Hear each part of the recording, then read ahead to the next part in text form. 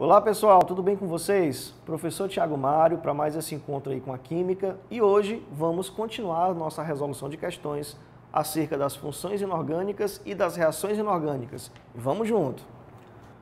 Bom, para começar a nossa aula, olha que questão interessante. Vamos ler aqui a pergunta. Sabe-se que a chuva ácida é formada pela dissolução da água da chuva de óxidos ácidos presentes na atmosfera. Entre os pares de óxidos relacionados, qual é constituído apenas por óxidos que provocam a chuva ácida? Veja bem, óxidos que provocam chuva ácida.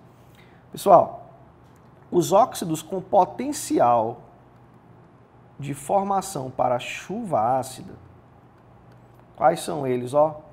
Óxidos de nitrogênio, com algumas exceções, tá? Óxidos de fósforo, óxidos de enxofre, ok? Presença de nitrogênio, fósforo e enxofre conferem característica ácida aos óxidos. Não esqueça que, para não confundir com os óxidos neutros, tá? Ou inertes. Principais óxidos neutros, CO, NO, N2O.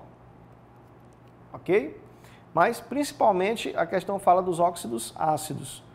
Então, veja só, ele quer questão aí que represente óxidos com potencial para a formação de chuva ácida. Se nós considerarmos, dentre as alternativas, a letra A a gente já descartaria, porque ela tem Na2O. O Na é um metal alcalino, é o sódio. Sódio, assim como os metais alcalinos, tem característica básica, tá bom? Então descarta a letra A. A letra B tem o MgO, que é o óxido de magnésio. O magnésio é um metal alcalino terroso. Família 1A e família 2A, metais alcalinos e metais alcalinos terrosos têm característica básica, tá bom? E não ácida. A letra C é interessante, porque ela traz o CO2 e traz o SO3. Em ambos os casos, se eu combiná-los com a água da chuva, por exemplo, o resultado será ácido. No primeiro caso, CO2 com água dá H2CO3, que é um ácido. É um ácido fraco, mas é um ácido.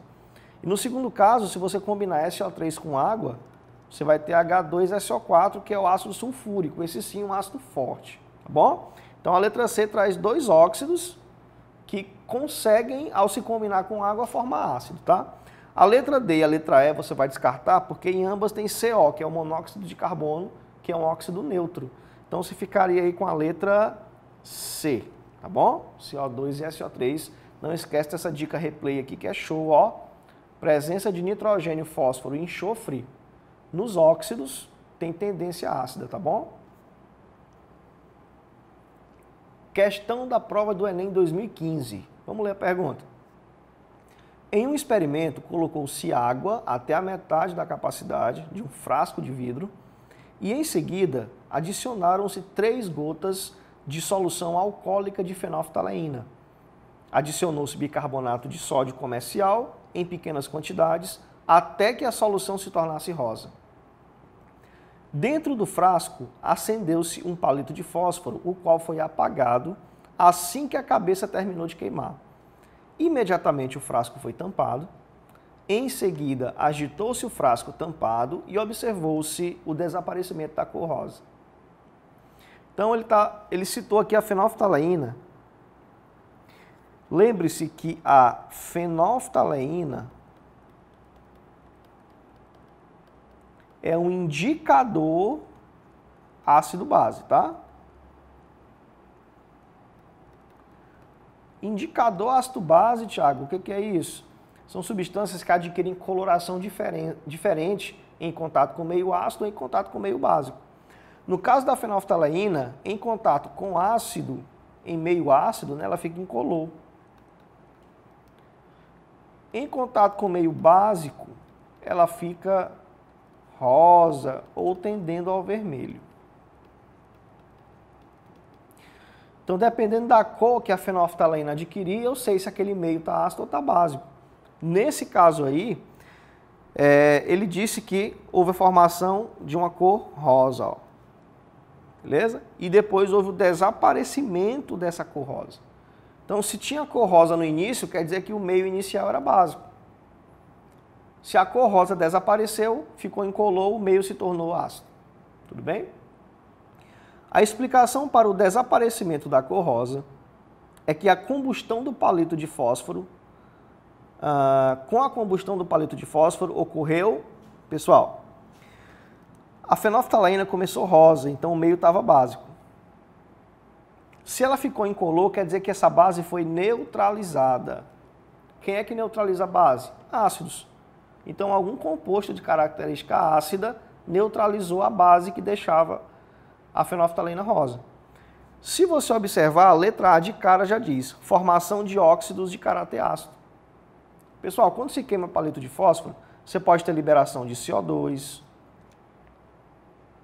você pode ter liberação de óxidos de característica ácida. Vamos supor que, por exemplo, o CO2 e o SO3, que são ambos óxidos de característica ácida. Esses óxidos, em contato com a água, como a gente já viu anteriormente, podem gerar ácidos propriamente ditos, como o H2CO3 e o H2SO4, ácido sulfúrico e ácido carbônico. Beleza? Então, com certeza, ao queimar o palito de fósforo, você gerou óxidos de característica ácida. E uma vez que são óxidos de característica ácida, eles conseguem neutralizar bases, ok? Assim como óxidos de fósforo também poderiam ter feito isso. Portanto, gabarito aí, letra A. Lembre-se, palito de fósforo. Então você tem formação de óxidos de fósforo ali, que tem potencial de formação de compostos ácidos, tá bom? É meio aquoso. Portanto, gabarito letra A. Outra questão bem interessante que trata não só da classificação das reações químicas, mas como a previsibilidade de sua espontaneidade ou não. Os resultados observados nas experiências abaixo, equacionadas, nos permitem afirmar que a ordem decrescente, maior para o menor, de reatividade dos metais envolvidos é... Bom, na primeira reação nós temos nitrato de prata, CuNO3, 2, reagindo, ou melhor, nitrato de cobre, tá? Reagindo com prata. Veja que ele diz que essa reação não ocorre. Por que essa reação não ocorre? Porque a prata não consegue deslocar o cobre. Isso quer dizer que a prata é menos reativa do que o cobre. Por isso a reação não ocorre. Beleza? Então, se nós colocarmos aqui uma escala de reatividade, nós temos que a prata é menos reativa do que o cobre, por isso a prata não conseguiu deslocar o cobre. Então, eu vou colocar o cobre na frente da prata, ok? Na segunda reação, veja que eu tenho o combate aqui entre o cobre e a prata. E dessa vez a reação ocorreu, porque houve formação de produtos. Então, isso confirma que o cobre é mais reativo do que a prata, porque ele tirou a prata do lugar. A prata terminou isolada a reação aqui, ó. Tá bom? Então, de fato, o cobre é mais reativo do que a prata. A terceira reação tem o combate aqui entre o zinco e o cobre. Ok? E veja que a reação ocorre, porque você tem formação de produtos. No caso, se a reação ocorreu, quer dizer que o zinco é mais reativo do que o cobre. Isso se evidencia porque no final o cobre terminou a reação isolado aqui, ó. Então o zinco é mais reativo do que o cobre, eu vou colocar o zinco aqui na frente, na nossa fila de reatividade. E a última reação ele confirmou que não ocorre, ó. Por que não ocorre? Porque o cobre não tem reatividade para deslocar o zinco, ou seja, o cobre é menos reativo do que o zinco.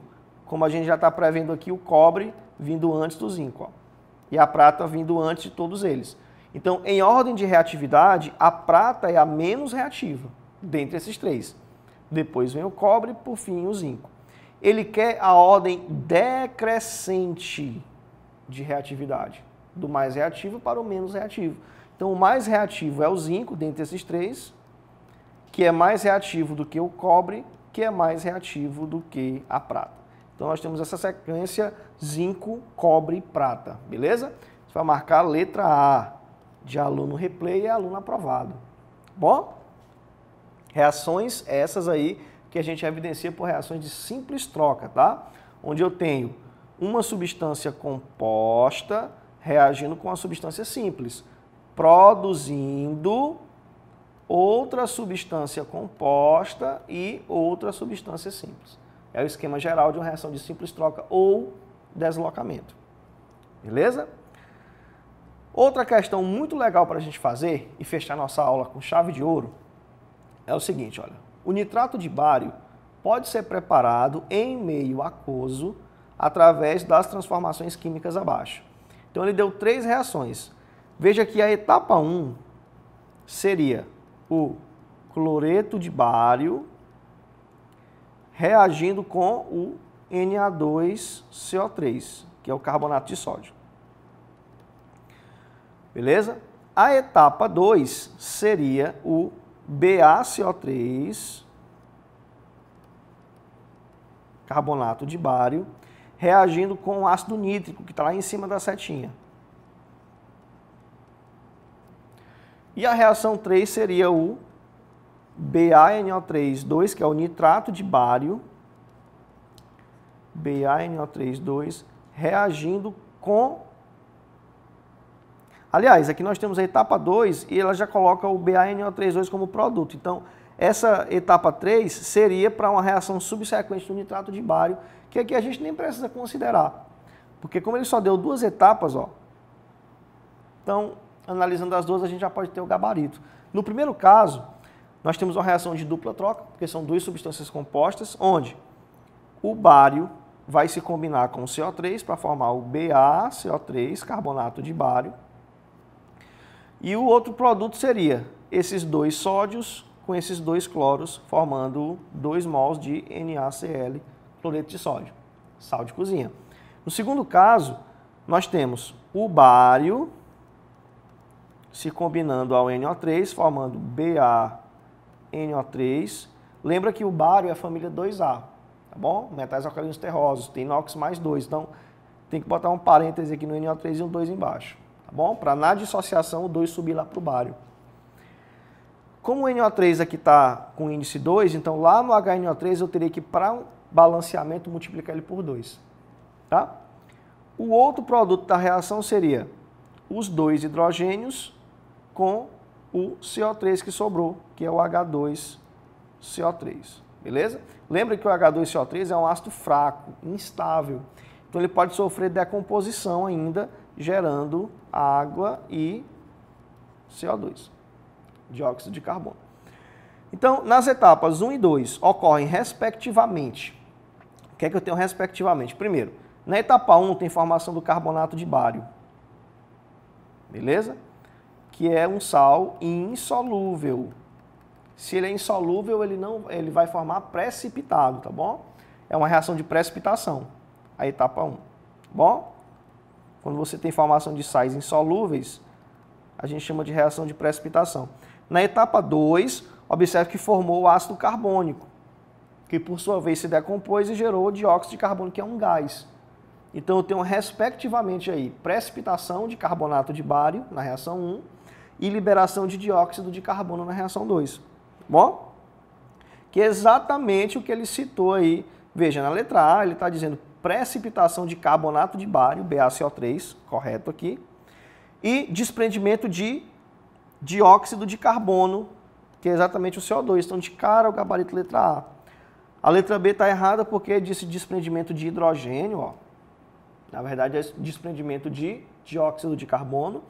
A letra C completamente errada, desprendimento de cloro, quando na verdade na reação 1 a gente teve foi uma precipitação e uma formação de sal solúvel. Na letra D, desprendimento de dióxido de carbono, já está errado, porque o dióxido de carbono foi na reação 2 e não na 1. Lembre-se que ele quer respectivamente. Cuidado com o comando da questão. Letra E, desprendimento de cloro. Bom, na reação 1 não teve desprendimento de cloro, teve precipitação e formação de sal, cloreto de sódio. Tá bom? Então, gabarito letra A. E é isso aí, galera. Com replay assim, você assiste as aulas, resolve as questões e dar um show no seu vestibular. Muito obrigado pela atenção, abraço do professor Thiago Mário e até a próxima.